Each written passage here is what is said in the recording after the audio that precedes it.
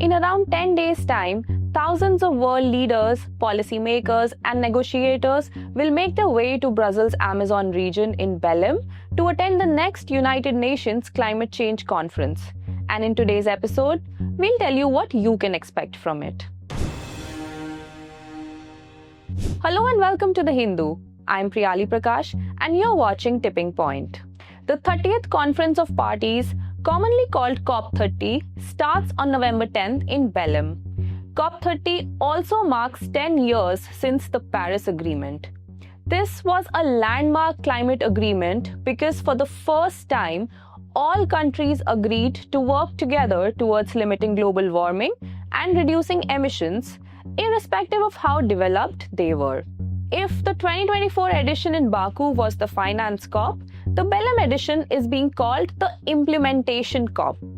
Let's break this down. 2025 is the deadline by which countries must submit more ambitious nationally determined contributions, which sets climate goals for until 2035.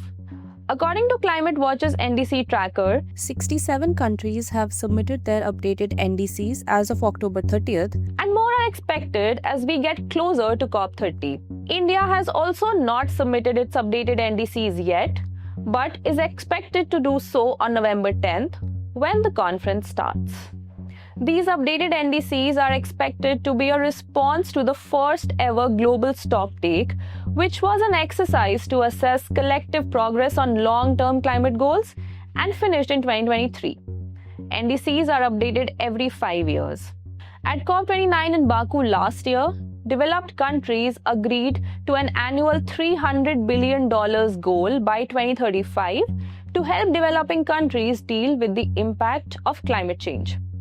This was the core part of the new collective quantified goal, but developing nations, including India, were not happy with the outcome of the conference.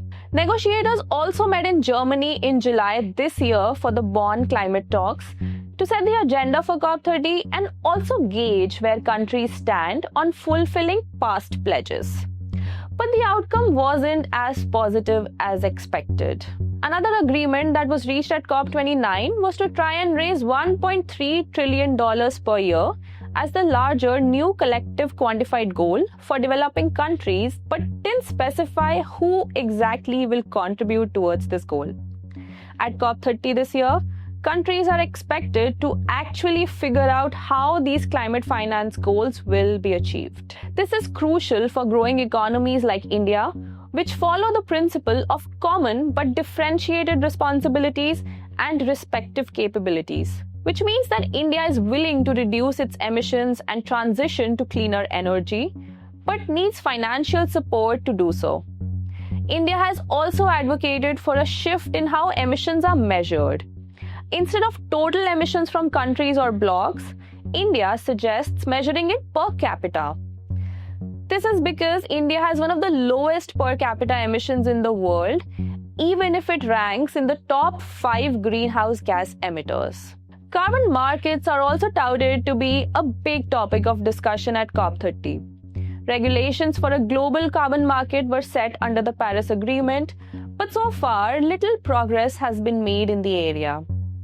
Countries want to use carbon credits to offset emissions, which is evident because last year's climate conference managed to come up with an agreement to finalize a global carbon market. Ahead of COP30, the Brazil presidency proposed global integration of carbon markets voluntary to countries that wish to participate. This will focus on decarbonization of economies to implement objectives of the Paris Agreement, and according to the initial details available, new members will be able to join this group later as well. The world is warming even more rapidly than we knew 10 years ago when the Paris Agreement was signed. 2025 is on track to being one of the warmest years, while the record for the hottest year was set in 2024. 2024 was also the first time when global average temperature exceeded 1.5 degrees Celsius warming limit over the pre-industrial levels. Global warming and greenhouse gas emissions caused by human activities can only be controlled through political will, which is going to be tested at COP30. For countries like India, which are facing the disproportionate brunt of historic emissions, the adaptation of loss and damage fund also continues to be crucial. And now, on to a few other headlines of the week. Delhi NCR has been grappling with air pollution since the air quality worsened last week after Diwali. The Supreme Court had eased an existing blanket ban on firecrackers and allowed for green firecrackers to be burst in the national capital during specific hours. Those rules were openly flouted, and on October 21st morning, which was the day after Diwali, Delhi was the most polluted city in the world according to IQ Air data.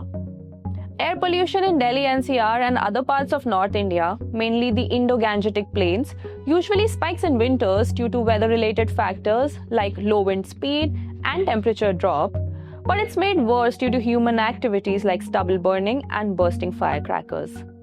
The Delhi government also carried out 2 cloud seeding trials on October 28 to induce artificial rain with the aim of bringing the pollution levels down, but things didn't go according to plan. Experts have also said that cloud seeding is not a solution to Delhi NCR's air pollution problem, but more such trials are planned. Hurricane Melissa hit Jamaica as a Category 5 storm on Tuesday and is possibly the strongest storm on record to ever hit the Caribbean island.